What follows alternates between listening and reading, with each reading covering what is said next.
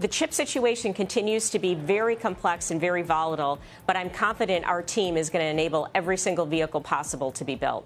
GM announcing just moments ago it's upping its EV investment by some $8 billion to $35 billion. For more than a century, General Motors stood as a symbol of American resilience. From the roaring engines of the Chevrolet Silverado to the luxury of Cadillac Escalades rolling off assembly lines, GM wasn't just a car company. It was part of the American identity. It represented trust, pride, and a promise that buying American meant supporting integrity and craftsmanship. But in 2025, that image began to crumble. What started as a small, unassuming line item on every window sticker, destination and handling, turned into one of the most controversial revelations in GM's modern history. Beneath those few words was a hidden $1.2 billion profit machine, cleverly disguised as a logistics fee. While consumers assumed they were paying for transportation, the reality was far more calculated. This wasn't about covering delivery costs. It was about squeezing an extra $400 to $600 out of every buyer, quietly and efficiently, without raising the official price tag. The shocking part wasn't just the money, it was the deception. GM executives who once claimed to champion the working class in an American industry were found playing the same corporate shell game that consumers thought only existed on Wall Street. Even worse, as customers paid inflated fees, top insiders, including CEO Mary Barra herself, began unloading massive amounts of company stock, up to 40% of her holdings, just as these controversial fee increases took effect. What began as a simple question, why are destination charges suddenly skyrocketing, spiraled into a full-blown scandal that exposed the internal mechanics of corporate greed, insider trading patterns, and political cover-ups, stretching from Detroit to Washington. This is the story of how one of America's most trusted names quietly betrayed its own customers. It's not just a financial expose, it's a look at how modern corporations have perfected the art of hiding profit in plain sight, and why it matters for every American who still believes in fairness, transparency, and accountability. And it all begins with one outrageous discovery, a delivery charge that makes no sense at all. Real quick, if you're into videos that cut through the noise and break things down clearly, go ahead and hit that like button. It helps more people find this. And if you're not subscribed yet, now's a good time. We've got more deep dives coming your way. Also drop a comment and let me know what you think. I'd love to hear your take. Now onto the video. The revelation that first set off alarms came from a small Chevrolet dealership located just 19 minutes away from General Motors' Fort Wayne assembly plant in Indiana. You could practically see the factory's roof from the dealership parking lot. Trucks rolled off the production line every morning, polished and ready for customers less than 20 miles down the road. Yet, when a customer bought one of those brand new Silverado 1500s, manufactured practically next door, they were charged an additional $2,595 in destination fees. To put that in perspective, this was the same fee charged to dealerships in Seattle, Los Angeles, and Miami, cities thousands of miles from Fort Wayne. It didn't matter if a vehicle was delivered across the street or across the country, the cost was identical. GM's official reasoning: standardized logistics costs across all regions to simplify pricing. And in practice, it was anything but fair. The absurdity became even clearer when those fees suddenly jumped $600 year over year. There were no spikes in fuel prices. Oil had actually dropped during that period. Truck drivers didn't suddenly earn higher wages. Rail and freight costs hadn't soared. Nothing about the transportation system changed. The only thing that changed was GM's decision to quietly tack on hundreds of extra dollars per vehicle, buried beneath a term so mundane that most buyers never even noticed. For decades, destination charges were a legitimate part of auto pricing. They covered the actual cost of moving a vehicle from the assembly plant to the dealership. But what GM had done here marked a clear shift. They turned a practical fee into a stealth profit generator. It wasn't about logistics anymore, it was about optics. They knew raising the manufacturer's suggested retail price would draw criticism, especially amid an election year and sensitive trade politics. So instead, they disguised their price hikes inside a non-negotiable line item. That decision, multiplied across hundreds of thousands of vehicles, created a silent goldmine.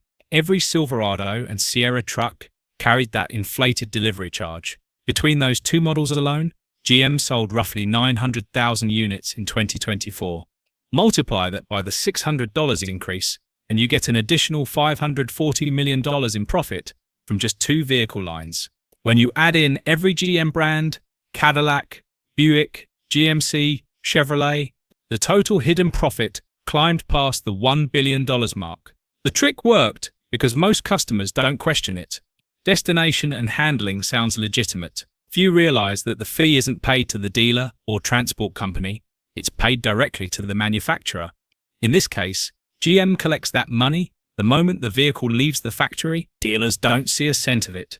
It's pure, effortless revenue. And that's what makes this discovery so infuriating. It's not simply about one overcharged truck.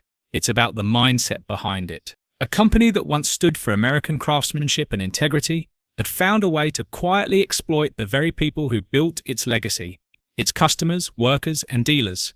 But the $2,595 Fort Wayne deception was just the start.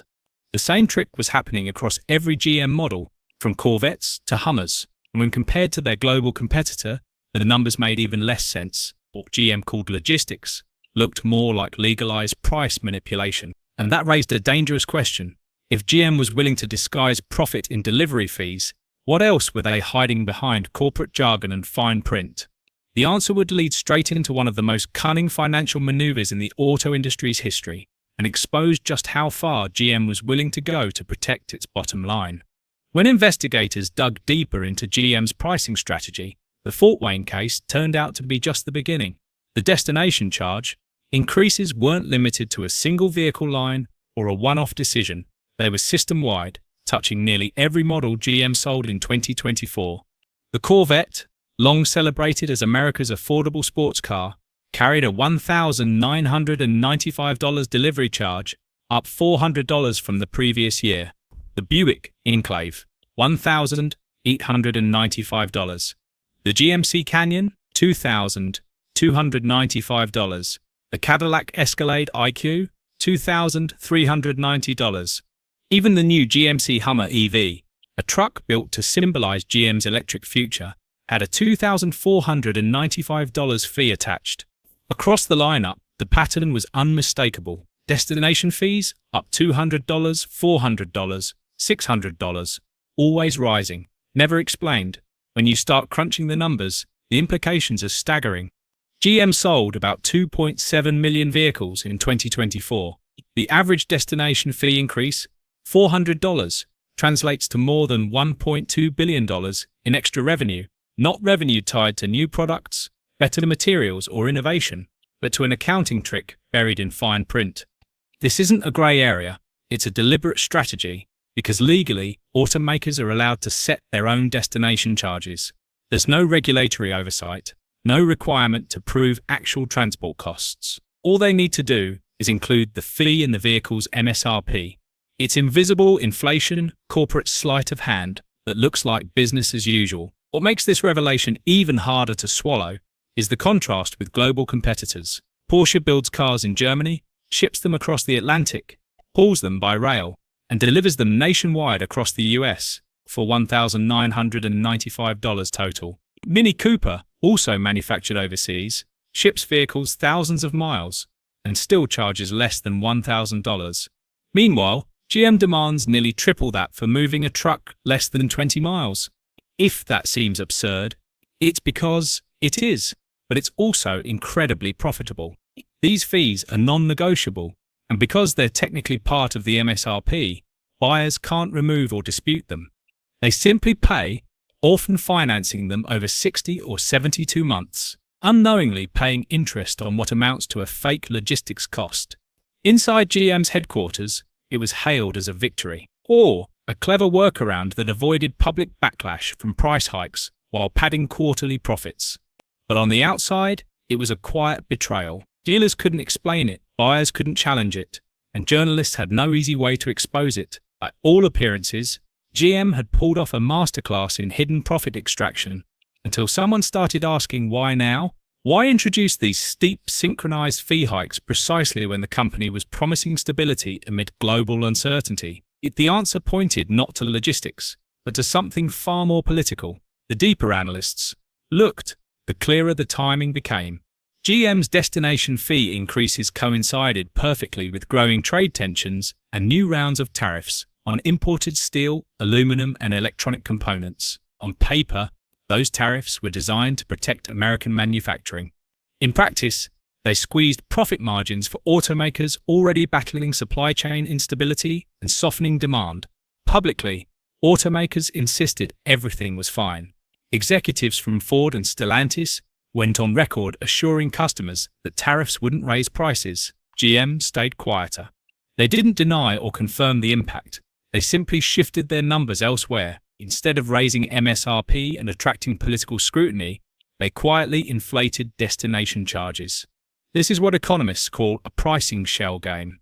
You can't raise sticker prices without drawing attention, so you bury increases under labels that sound operational. Consumers see a familiar figure and assume it's legitimate. The strategy keeps official prices stable while letting companies pass hidden costs directly to buyers. In GM's case, this maneuver did more than preserve profits. It shielded the company politically. Publicly admitting tariff-driven cost increases would mean acknowledging that US trade policies were hurting domestic consumers. That would anger both shareholders and politicians. So instead, GM crafted an illusion, vehicle prices holding steady, while behind the scenes, buyers paid hundreds more under a name that no one questioned. It worked brilliantly. The average buyer never cross-checked delivery fees between brands. Few realized that destination charges had surged precisely when GM promised affordability. The optics remained spotless. GM could claim stability while reaping a billion-dollar windfall. Yet, this deceptive harmony came with a catch. What GM didn't anticipate was that their carefully hidden scheme would eventually surface in financial filings, revealing just how much these fees contributed to corporate profits. And when that data went public, it painted a picture far worse than an opportunistic price adjustment. It hinted at insider knowledge, because just as these fees began boosting GM's balance sheet, something remarkable happened inside the company's executive suite.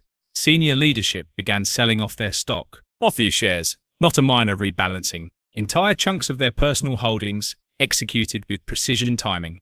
That's when the focus shifted from corporate greed to something far more troubling: insider foresight. In September 2025, General Motors CEO Mary Barra, a figure celebrated as one of America's most powerful executives, executed a stock transaction that stunned both investors and insiders. She sold 40% of her personal GM holdings. Not 4%, not 14%. 40. Barra's sale wasn't random. It was structured through a stock option exercise, purchasing over 600,000 shares at $35.49 each, then immediately selling nearly 100,000 at $58.24. The math was simple: a $23 per share profit, multiplied across hundreds of thousands of shares, translating to tens of millions in personal gains. Perfectly legal, perfectly timed, but legality wasn't the issue. Optics were. At the exact same time, GM's destination charges had quietly inflated profits. The company's top executive decided to cash out nearly half her stake. To many observers, it looked like the ultimate red flag. Barra wasn't alone. Over the next 3 months, 6 separate insider sales occurred, totaling more than 1.1 million shares unloaded by GM executives. During the same period, 0 insider purchases. This wasn't portfolio diversification. It was a coordinated retreat. In corporate America, insider selling happens constantly. Executives need liquidity, plan estates, or diversify portfolios. But when multiple insiders sell simultaneously, and none are buying, it suggests something deeper. It implies that those with the best internal information no longer believe in the company's near-term trajectory.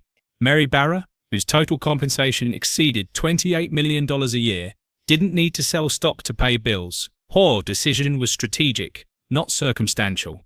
And when you align the timeline, fee increases in early 2024, record profits in mid-2025, stock sales in September, the sequence becomes suspiciously neat. Even without illegal activity, the optics are damning.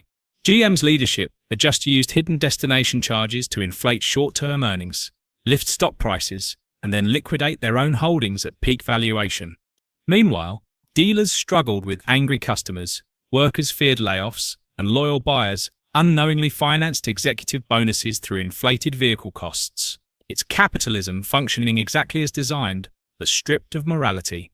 The question now wasn't if GM had profited, it was why its leadership had chosen this exact moment to exit. What did they know that the public didn't? Was sales projections collapsing? Was consumer confidence faltering? Or did they simply understand that the illusion of prosperity couldn't last much longer? Whatever the answer, one truth became undeniable.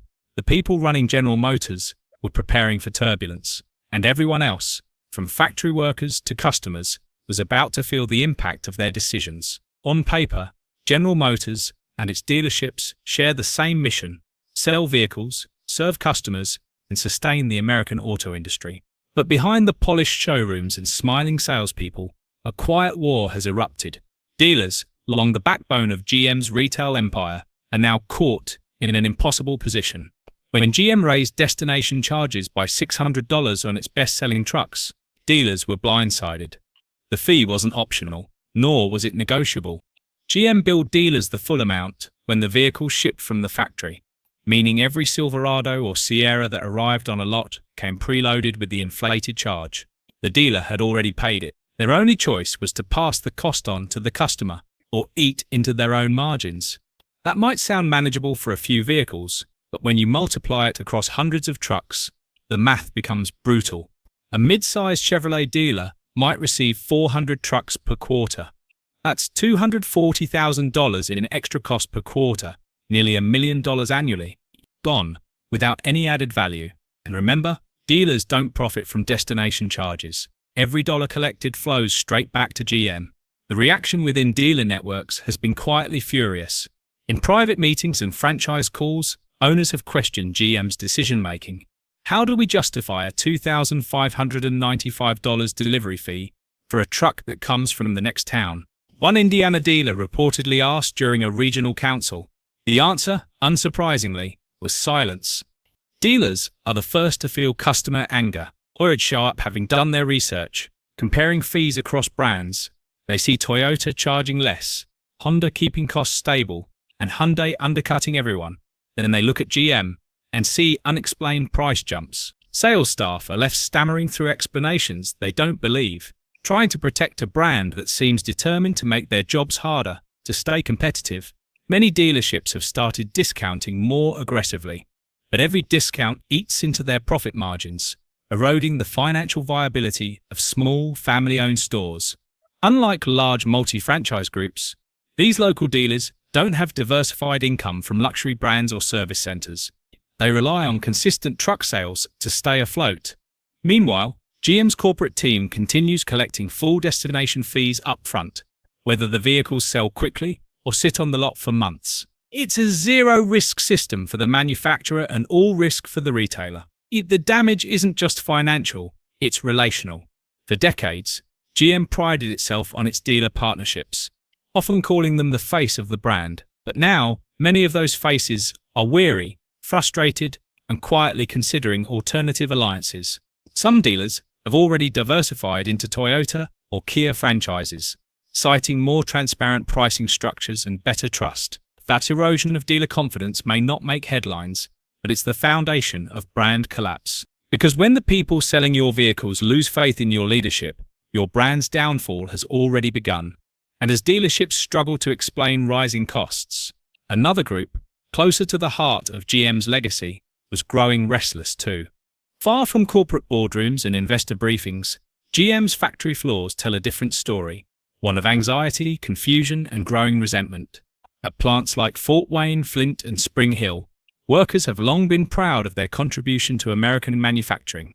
They build the very trucks and SUVs that keep GM's empire alive, but lately, the atmosphere has changed. It's the assembly lines still move, the welders still spark, but conversations are heavier.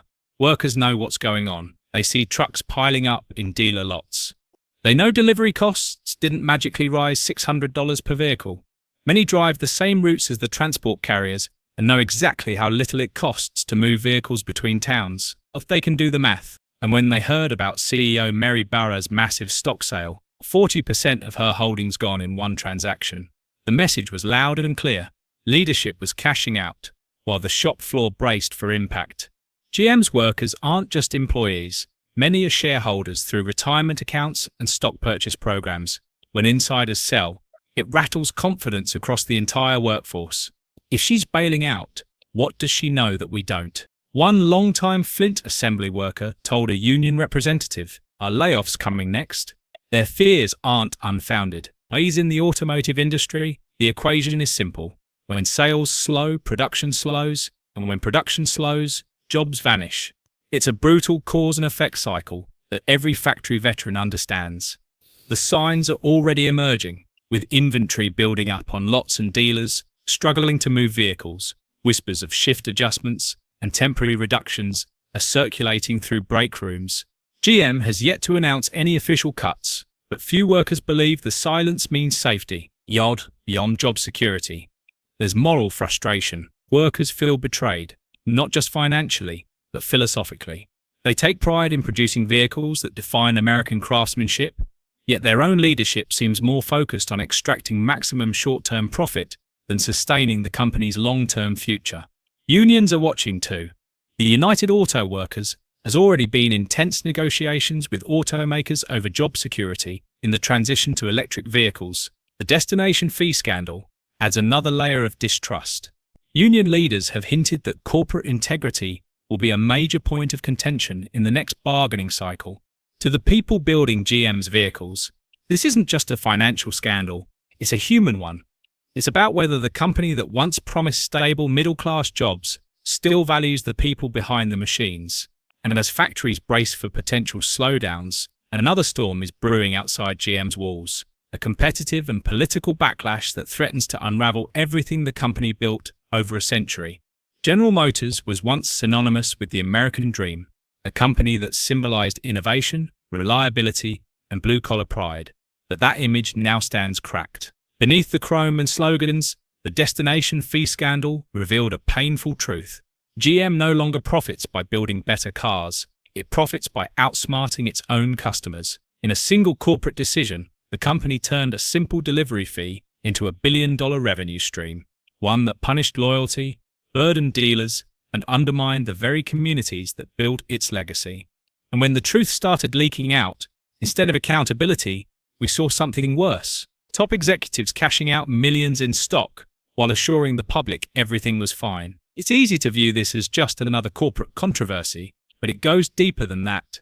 It exposes how fragile consumer trust has become in an age of quiet exploitation. Every inflated fee, every manipulated number, chips away at the bond between brand and buyer, and when that bond breaks, no amount of marketing can fix it. The irony is that GM could have chosen differently. It could have been transparent about rising costs, explaining tariff pressures and supply challenges honestly. It could have raised prices modestly, taken short-term criticism, and preserved long-term trust.